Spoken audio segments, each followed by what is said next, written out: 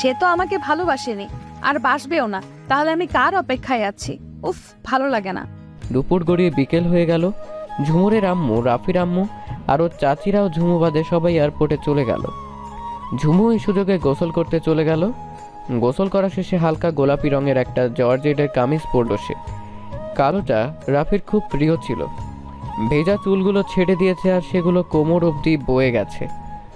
অসম্ভব সুন্দর লাগছে ঝুমুরকে। চোখে হালকা কাজল, ঠোঁটে হালকা গোলাপি লিপস্টিক, কোনো অংশে কম লাগছে না ঝুমুরকে। আজকে কেন জানি ঝুমুরের সাজতে খুব ভালো লাগছে। ঝুমুর সাজুগুজু সেরে নিচে চলে গেল। ঝুমুরকে ওর বড় আম্মু দেখে হা হয়ে গেল। আমার পাখিকে তো আজকে অনেক সুন্দর লাগছে। কি যে বলো না তুমি। আমার পাখির উপরে যেন কারো নজর না লাগে। থ্যাংক ইউ বড় আম্মু। ঠিক তখনই কলিং বেল বেজে উঠল। যাতো পাখি, ডাকে এসেছে। আচ্ছা, যাচ্ছি। ঝুমু দরজা খুলতে গেল, আবারও কলিং বেল বেজে উঠল। উফ, খুলছি তো। দরজা খোলার সাথে সাথে মিলি, ঈশিতা, জিনি আর রিয়া ভিতরে ঢুকে গেল। বাকিরে তাকাতেই ঝুমু দেখে যে বাকিরাও গাড়ি থেকে এক এক করে নামছে। সবশেষে একটা ইয়াং ছেলে বের হলো, একদম ড্যাশিং বয়, একদম ক্রাশ খাওয়ার মতো।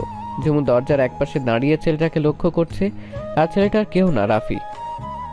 গাড়ি থেকে নামতেই চোখ গেল বাড়ির সদর দরজার দিকে, আর সেখানেই চোখটা আটকে গেল। আর তার সাথে চোখ থেকে সানগ্লাসটাও নামিয়ে নিলাম। ছেলেটার চোখের দিকে তাকাতেই চিনে ফেললাম যে এ তো আর কেউ না, রাফি। অনেকটা পরিবর্তন হয়ে গেছে। হালকা চাপদাড়ি, ফর্সা মুখ, গোলাপি ঠোঁট, সাদা শার্টের উপরে কালো কোট, জিম করা পারফেক্ট বডি। আমি যেন তাকিয়ে আছি। এ দেখা জানি কখনো শেষ হবে না। ভালোবাসার মানুষটিকে হঠাৎ করে এইভাবে দেখতে পাবো কখনো ভাবি নাই। ও এমজি, এই মেয়ে এত সুন্দর, পুরা সাক্ষাৎ পড়ি। হ্যাঁ ম্যাম, আর গায়া। বুকে হাত দিয়ে ভিতরে চলে গেলাম, আর সিঁড়ির উপরে রেলিং ধরে সব কিছু দেখতেছি। ভিতরে ঢুকতেই রাফির আম্মু এসে রাফিকে জড়িয়ে ধরল। বাবা, তোর আসতে কোনো সমস্যা হয় নাই তো? না আম্মু, কোনো সমস্যা নেই। এখন বলো তুমি কেমন আছো? তোকে দেখে এখন একদম ভালো আছি। তুই কেমন আছিস বল? দেখতেই তো পাচ্ছ, একদম ভালো আছি। মেজো আম্মু, সেজো আম্মু, ছোট আম্মু, তোমরা সবাই কেমন আছো? ভালো আছি বাবা, তোকে দেখে এখন আরো ভালো হয়ে গেছি। বাবা, এখন তুই রেস্ট কর, অনেক জার্নি করে এসেছিস। আম্মু, সোফায় বসতে বসতে চারদিকটা দেখতে লাগলাম। অনেক সুন্দর করে সাজানো হয়েছে পুরা বাড়িটা। মনে মনে মেয়েটাকে খুঁজতেছি।